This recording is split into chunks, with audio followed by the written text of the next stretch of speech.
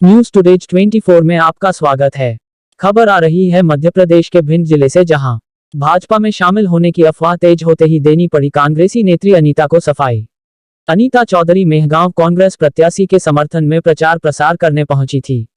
कांग्रेस की सक्रिय दलित नेत्री अनीता चौधरी की भाजपा में शामिल होने की अफवाह तेज होने के बाद अनीता ने पत्रकारों के सामने भी अपनी सफाई दे डाली।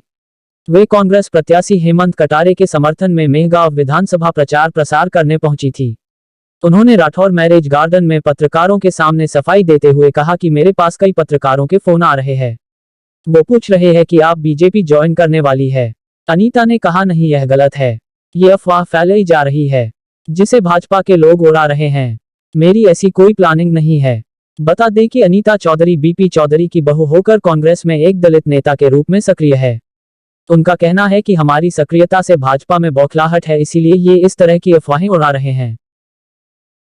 बीजेपी में मैंने जो आरोप लगाए हैं वो सामने हकीकत दिखाई दे रही है आप सब लोगों को, और मेरे सामने जो बात आई थी वो आप लोगों के बीच में रखना बहुत अनिवार्य था, क्योंकि ये हकीकत है कि यहाँ पे चंबल संभाग में जो दलित वोट बैंक है वो जनाधार कांग्रेस पार्टी और बीजेपी पार्टी के लिए बहुत महत्वपूर्ण भूमिका निभाता है, और उस समाज के जो नेता हैं वो भी अपनी काफ़ी महत्वपूर्ण भूमिका निभाते हैं, खासतौर से महिला पे जो जोर दिया गया बीजेपी पार्टी की ओर से। तो मैं भी एक महिला नेता हूं और कांग्रेस की ओर से हूं, तो मुझे लग रहा कि कहीं मेरी छवि धूमिल ना की जाए और मुझे ये कह के कि बीजेपी में वो शामिल होने जा रही हैं, इसलिए आप लोगों को आगाह कर दिया।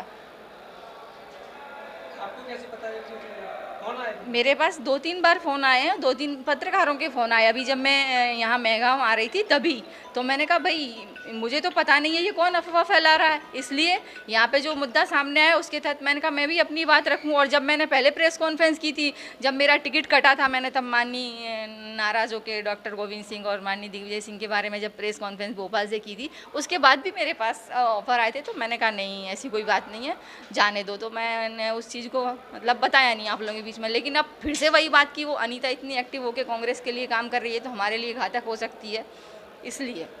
फोन पे क्या किसी ने नाम बताया? अफवाह फैलाने वालों के ऊपर कोई कार्रवाई की गई? हाँ, अरविंद भदौरिया।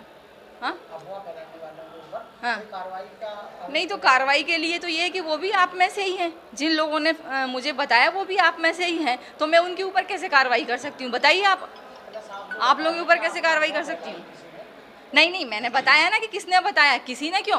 मैं तो नंबर भी बता रही हूँ कि इनके द्वारा मेरे पास खबर आई है, उनका नाम भी बता रही हूँ कि इन्होंने मुझे बोला है, तब मैंने उनको जवाब दिया है कि नहीं ऐसी कोई बात नहीं है। ऐसे न्यूज टुडे 24 के लिए मध्य प्रदेश के भिंड से हसरत अली की रिपोर्ट।